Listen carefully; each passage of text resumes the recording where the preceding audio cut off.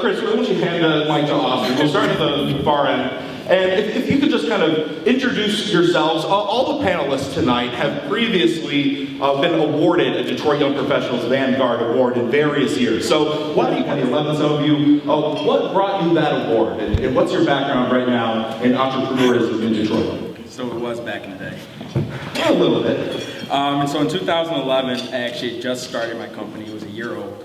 I moved back to Metro Detroit in 2003, right after college.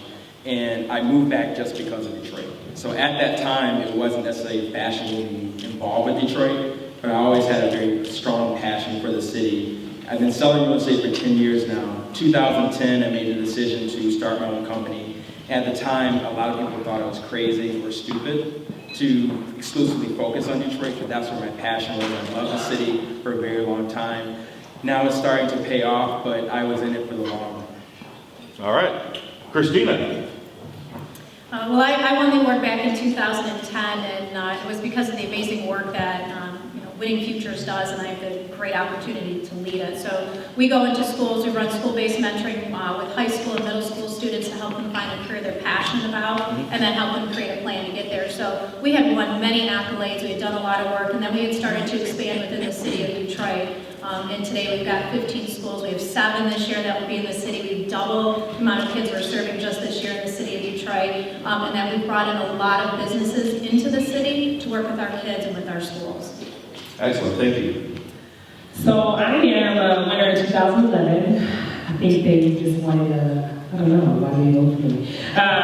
No, at that time I was actually in the mayor's office. I was working for Mayor Dave Bean as an appointee, overseeing special events and films for the city. But I recently actually just moved back to the D, from the D, love the D, hold down the D. I see my D earrings. And was working on Super Bowl, worked with the DJ tour, and then after I stopped with the administration working with Mayor Bean, I took on the opportunity to work on M1 Rail. I always had a passion to work in urban planning, economic development. Transit is something that is very interesting to me, although we don't necessarily think it's very interesting here. We're hoping to get us to think more about transit. So it was a great opportunity for me to come aboard and still stay within the city. Thank you. Okay, so I think it was 2011, but like my memory gets kind of hazy, especially after 6. 2011, I have it here in the official. Oh, great. Official. So it's not hazy, it works. That's a fact. Awesome, I trust Travis. I had kind of a weird path. I came to Detroit to go to law school, actually, and thought, when you go to law school at Wayne City, you're going to live in the city, because why live anywhere else? And just started to get involved, and the city's just been good to me and my family since. Practiced law at E-Prize, then took a twist to become executive director of the Detroit Creative Co-Art Center, then took another twist about 3 weeks ago to go back in the legal world and be a general counsel for a digital marketing agency in the automotive industry. My assumption, though no one ever verified this with me, maybe Travis can, is I was nominated as a Vanguard Award recipient because of my work with the Detroit Creative Co-Art Center, getting that strategy launched and up and off the ground and putting some meat behind it, and also because of my work, and I think maybe this played a role in some of Austin's things with Declare Detroit and trying to create a mobilizing vehicle to begin to organize the political voice around principles such as transportation, mobility, dense urban walkable neighborhoods, investment in K through 12 education, all that sort of fun stuff. Excellent, thanks so much, Matt. Ladies and gentlemen, your panelists for tonight.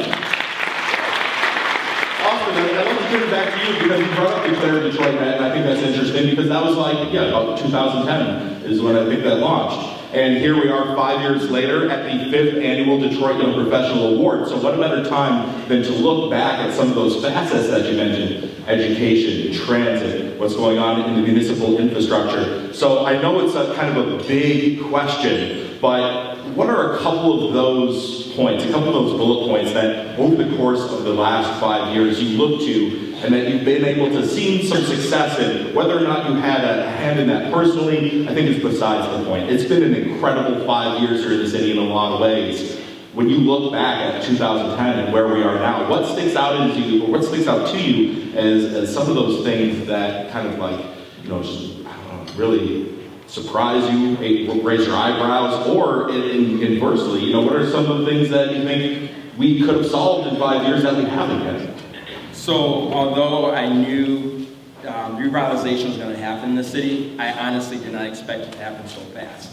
I thought it was more of a 10-year thing. We really started seeing a lot of changes, but it's really been 5 years. I think there's been a lot of positive momentum happening in the city, but I think we need to be careful at this point and not to think it's all the problems have been taken care of. The city still has a lot of problems, but I think the direction we're going into right now, we can use this opportunity to start to solve those problems. I think downtown, midtown, that's fine. I mean, it's going to go in the right direction. But the key is, how do we make sure that all Detroiters can take advantage of the revitalization? How do we start working on fixing our education system? Because that's a huge piece in terms of making sure the population that's here can take advantage of the opportunities, but also all the young people that are moving downtown now, they want to stay once they start having families, because if we have people cycling in, cycling out, it won't stick in terms of across the city, and that's what we really need to work on. Because I see it in my work, because I don't not only focus with downtown, but also neighborhoods. So I'm working with families that are figuring out the process, should we stay, should we go, and that's a really difficult conversation to have. I'm noticing more families choosing to stay in the city, because once we have more people staying, hopefully over time we can start fixing the education system. But my biggest concern right now is making sure that all Detroiters are able to participate in revitalization of the city. If there's like one word that you think could kind of encapsulate your feelings about Detroit over the last 5 years, what comes to mind? Accelerated pace in terms of the change. All right. Accelerated. Thanks, awesome. Well, you mentioned education, and let's hear from Chris about this, because Chris specializes in education, of course. And education is one of the biggest issues facing the city. There's a lot of different people working on it, which is interesting. You know, from the public and private sector, at the local level, at the state level, a lot of people interested in education, trying to solve the conundrum of education in the city of Detroit. From 2010 to 2015, has a lot changed? Are we where we are now? Do we just have a new set of problems? Are we still dealing with the same problems? What do you think, Chris? I think it's a little bit of both. You know, we've been in the schools for 20 years now, and so we've seen some positive changes happening. We're seeing some things even going backwards a little bit in some situations, but what we are seeing is this renewed interest in the private sector helping schools. And to me, that's really important. The schools aren't going to be able to do it on their own. Parents aren't going to be able to do it on their own. It's going to take all these groups coming together for the well-being of our students. So to be able to see companies come out of the recession and have this new energy about community impact and community service, and not just talking about it, and not just writing checks, but getting people mobilized. That's been really important. So for us this year, this is the first year, we've had a wait list of corporate mentors to come into our program. We actually had to turn mentors down. And we've never had that happen before, and it's because companies are actually supporting their staff leaving to come work in schools to help kids, and not just have it as a statement on a vision board of the company. And that's been a big wow factor. And the more that happens, the more clients you're going to get. So I have to imagine that you have some sort of, I don't know about like totally prepared statement, but when people are curious about property, maybe looking for the first time in the neighborhoods that you represent, they're trying to buy a place and maybe they don't have kids yet, but it's something that they're definitely thinking about. And they look to their real estate broker and they're like, all right, the neighborhood looks beautiful, we love the house, checks all the boxes. What's up with the schools? So what do you tell them? So my role is to provide them with enough information to make an informed decision. Putting me in touch with previous clients that live in those neighborhoods with kids is a good way to connect people and it makes people feel that they're not alone. In several neighborhoods I work in, some of the residents that have been there a long time, they're noticing more kids in the neighborhood, and in some neighborhoods there's been more kids in those neighborhoods since like the 80s. And I think that really helps if people feel that they're not alone, because they can try to work through this process with other parents in a similar situation. I really appreciate that, and I appreciate that you brought up the feeling of not being alone out there. A lot of people still right now in Detroit are kind of feeling alone, left out about some of the revitalization that's happening downtown. You know, with your experience in the city, how how, over the course of the last 5 years, do you think that we've gotten better as Detroit downtown and the 7.2 has kind of continued to move ahead? Are we getting better at ensuring the 139.5 square miles around that 7.2 is part of that conversation? I think we can do a little better. I think that obviously when you look at development, Austin kind of into this as well. I mean, a strong downtown, midtown, those are things that are very important and strong. And even as it relates to, our system and going along within this corridor, that is a spine and is a very critical part in terms of economic development. But the bigger part in it is, again, trying to find the ways of connectivity to other modes of transit. So if it's connecting to an Amtrak, if it's connecting to the cross bus, if it's connecting with the bike sharing, for us to think of things a little bit differently. But I think there's other ways, even as it relates to development downtown, as it relates to new businesses coming downtown, even as it relates to businesses coming to the neighborhood. Those are ways to engage and to really activate the neighborhood, but you have to take it one more step, right? So that one more step is, even if you are going to have a business downtown and all these big businesses are coming, it's all wonderful. But there's ways to engage them by also giving opportunities for the people that are in the neighborhoods, for businesses that have been holding down the city. I love the new business, I get that, but it's been some people that's paying high taxes, that's been paying high insurance, that's been here.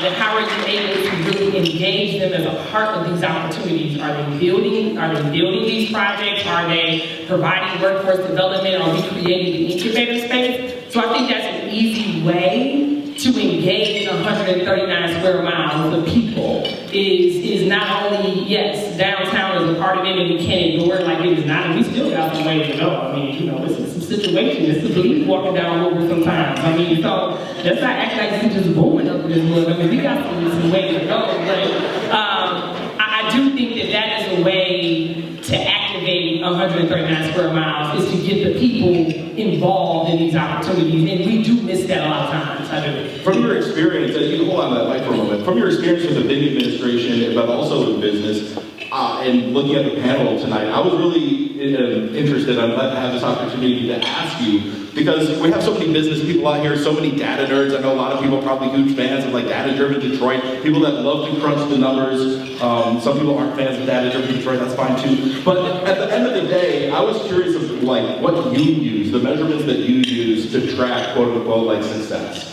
What those look like for you, someone who's been so hands-on here. So I think Detroit is an interesting market, because I think even as it relates to big box coming here, in the Whole Foods and all these other big boxes, because they can't use the same formula. Hard Rock came here doing Super Bowl, it's the smallest Hard Rock in the country. But in their first year, they exceeded expectations by 200%. You can't use the same formula. So the whole idea of metrics for me,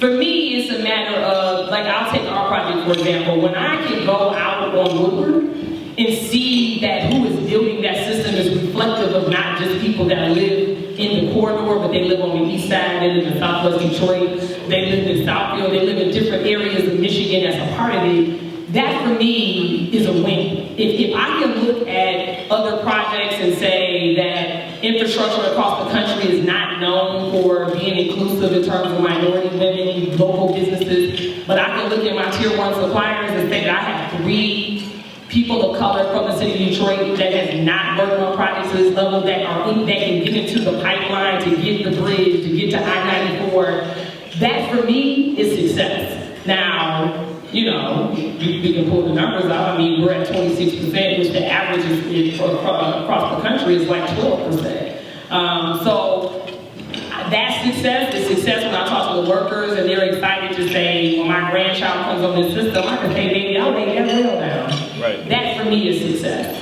All right, thank you so much.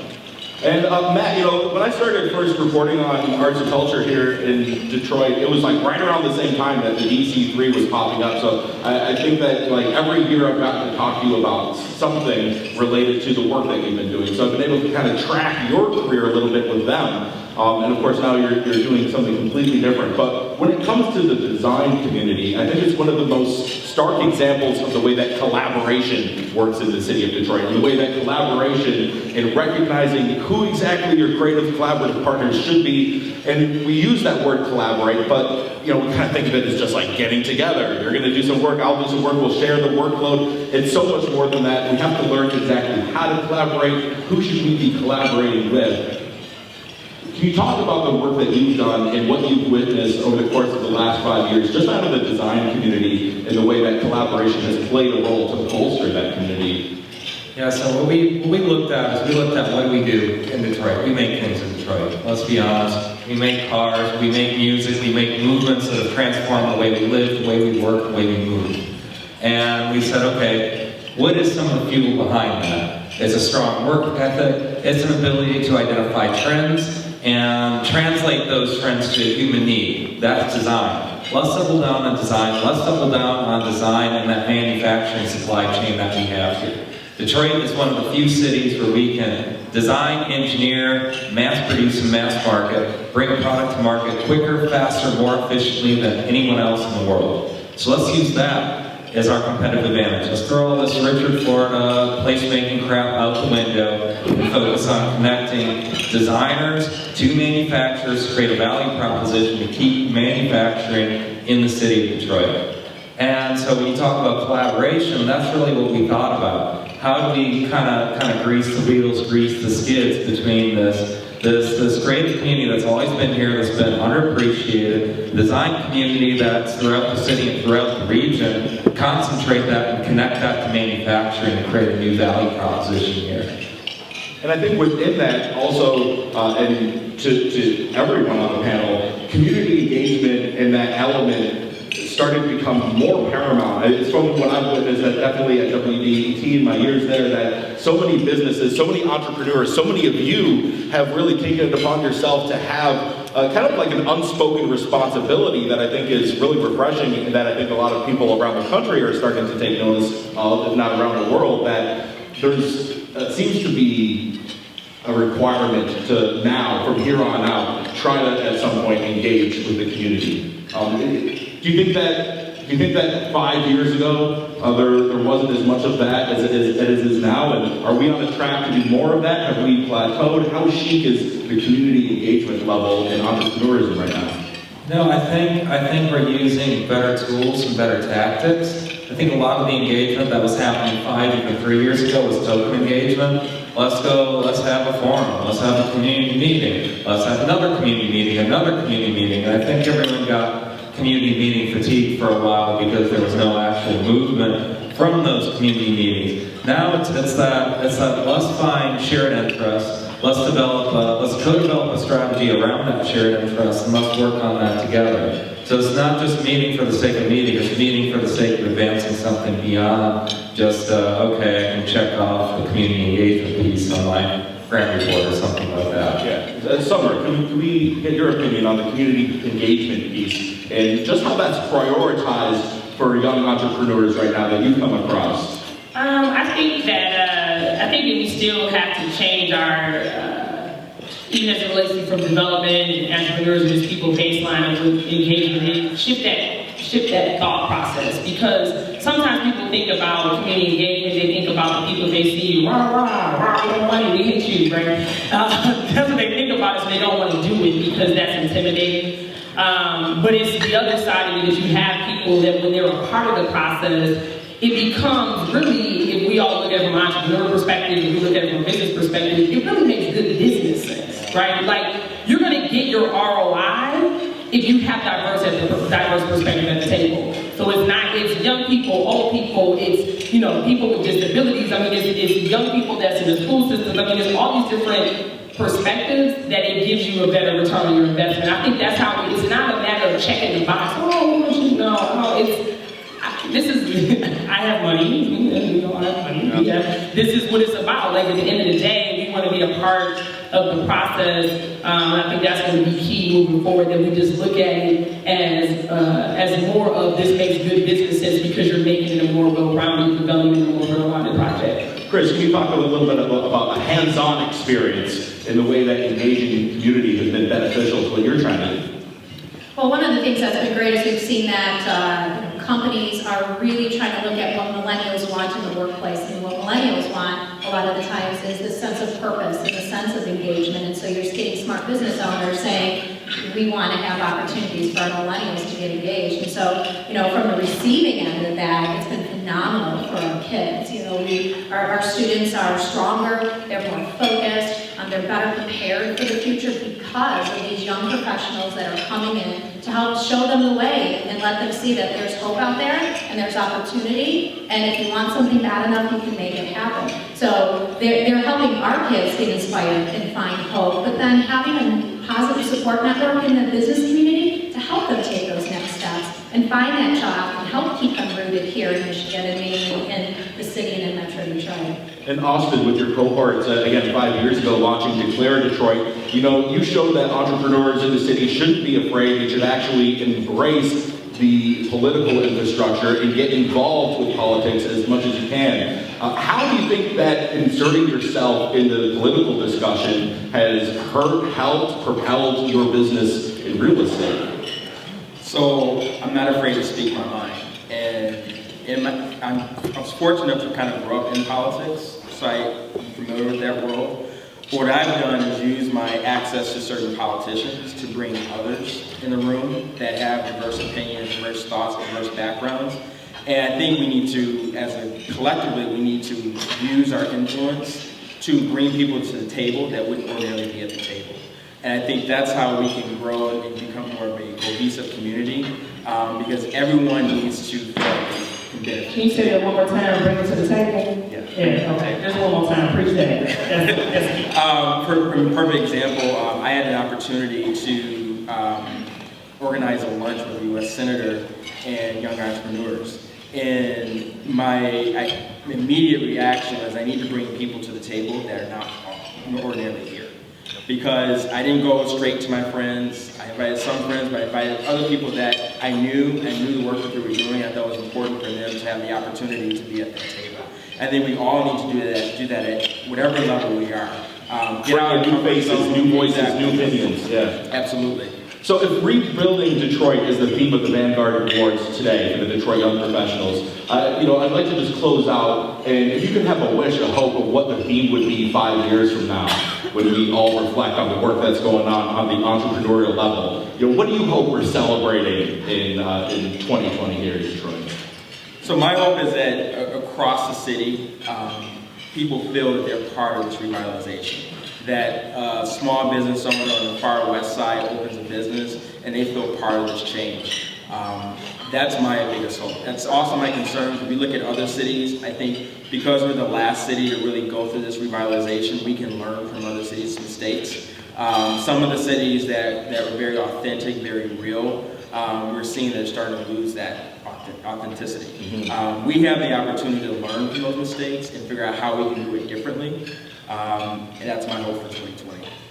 Chris, what should the theme of the Vanguard Awards for 2020 be? I would say entrepreneurs reaching their peak, in that we've made it past looking back and seeing what has to change, and instead looking forward and saying, okay, what's the next mountain we need to climb, and that entrepreneurs have a great pool of people that they want to hire and have access to help them continue to grow that business. And Summer, same question to you. What do you think that in 5 years, what should we be celebrating here in the city?